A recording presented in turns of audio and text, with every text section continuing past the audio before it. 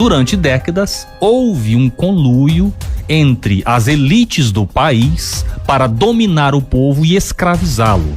Nós pagamos quase 5 meses do nosso trabalho por ano de impostos e não temos saúde, não temos educação, se quisermos temos que pagar, né? Não temos boa infraestrutura e tudo mais que você possa imaginar que é de competência do poder público nos é fornecido de forma precária. Por quê? Porque os recursos não são direcionados da forma que devia. Existe um sistema que suga esses recursos, dizendo-se porta-voz de um Estado democrático de direito, por exemplo, né? Sendo legitimados por esse discurso, na verdade eles escravizam o povo. Nós só vamos entender o que está acontecendo se nós entendermos este contexto. Qual é o contexto? Existia um mecanismo fundamental nesse processo. Qual era? A formação da opinião pública, a formação em massa da opinião pública, que era feita até algum tempo atrás exclusivamente por grandes veículos de comunicação.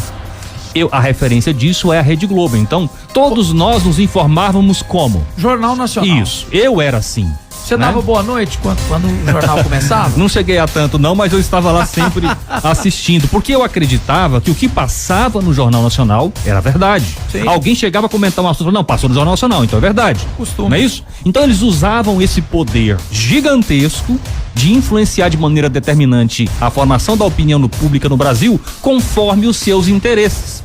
Eu lembro que as pessoas diziam o seguinte, olha, todo candidato a presidente precisa ir pedir bênção pro Roberto Marinho, né? E tal. Então isso era um poder estupendo e isso significa recursos financeiros, por exemplo. Não era à toa que até algum tempo atrás se direcionava R$1 bilhão de recursos públicos para a Rede Globo, né? Sim. Então a formação da opinião pública era formada de uma maneira vertical. Eram grandes veículos de cima para baixo, impondo à população brasileira uma determinada visão acerca de tudo, né? Aí vieram as redes sociais, Guilherme. Democratizou a opinião. Você lembra que a esquerda defendia a democratização da mídia? Com certeza. O que eles defendiam com a democratização da mídia, na verdade, era a concessão de rádios para amigos deles, de sindicatos, essas coisas assim. Eles nunca quiseram a democratização mesmo. Tanto é verdade que hoje a rede social veio e realmente democratizou a informação, a formação da opinião pública. Hoje qualquer cidadão, por mais simples e humilde que ele seja, se ele grava um vídeo debaixo de uma ponte e aquilo que ele falou interessa, desperta a atenção das pessoas, ele consegue uma audiência de milhões de pessoas. Então, a comunicação ficou completamente horizontalizada. Isso é democrático ou não? É muito mais democrático do que o modelo anterior, só que isso tem consequências. O povo começa a formar a sua opinião de forma independente. Já não depende mais, em grande parte, da Rede Globo. Ela perdeu, portanto, seu capital. Daí esta insurgência de boa parte da população contra um sistema que, na minha visão, o escraviza e manipula há décadas. E aí tem uma série de interesses que entram em conflito com isso, né? Durante todo esse tempo, Rede Globo, apenas como exemplo, existem outros veículos, posavam como isentos, como pessoas que levavam informação de qualidade e a verdade para as pessoas, né? E muita gente não percebia que, na verdade, a informação que eles nos traziam era manipulada conforme os interesses comerciais deles. É isso que ficou muito claro nos últimos anos. E aí a grande questão agora é o seguinte: essa democratização da mídia está afetando de maneira muito determinante as estruturas de poder do país. E eles estão agora determinados a reagir a tudo isso.